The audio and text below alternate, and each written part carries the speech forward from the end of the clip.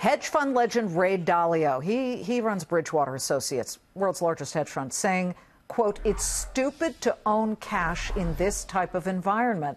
He also says the bull market will keep roaring for the next 12 to 18 months until, of course, the Fed gets involved and maybe derails it a bit. Our countdown closer has his own benchmark for when this rally will fade. Neil Hennessy, a friend of the program, Chief Investment Officer and Portfolio Manager for Hennessy Funds. Okay, what is that benchmark, Neil? Well, I think we're marching towards 30,000. I don't think it really takes a genius to figure out how you get there. Just at 4% a year, you'll be there in 3.5 years.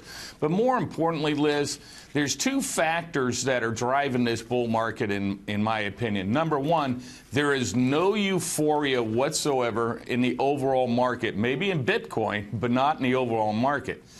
And no matter how good the news is, the headlines are always negative.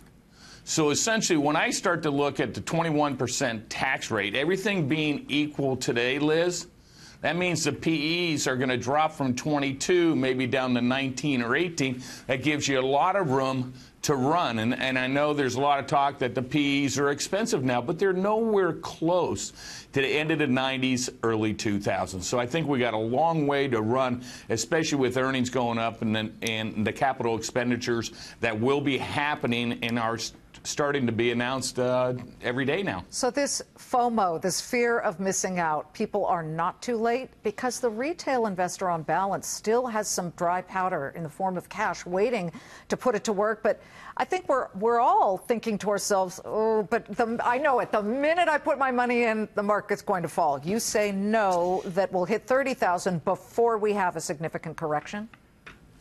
Not necessarily. Since 2010, Liz, we've had 18 corrections. 14 of those were between 5 and 10%. Okay. And 4 were between 10 and 20%.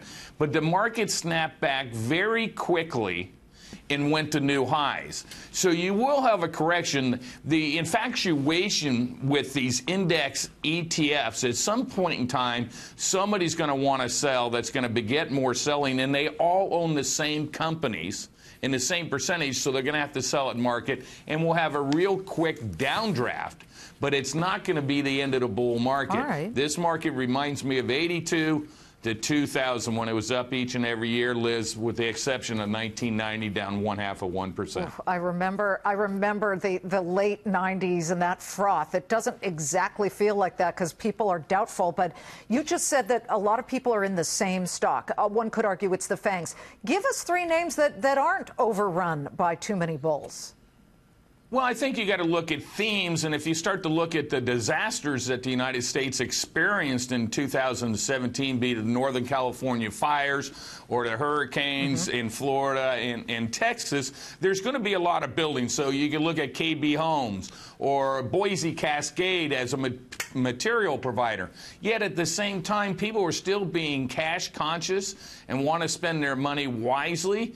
So that's why, like a Thor Industry that sells Airstreams, motorhomes, is going to do well. All these companies have low price to sales ratios, very good earnings, and have a lot of room to raise their dividends. So you have to think themes, and you got to look for quality. Neil, it's great to see you. Thank you so much. Neil Hennessy. And folks, the Dow hoists itself back up from the depths of down 103 points to up 67. Just a second ago, we were up more than 75.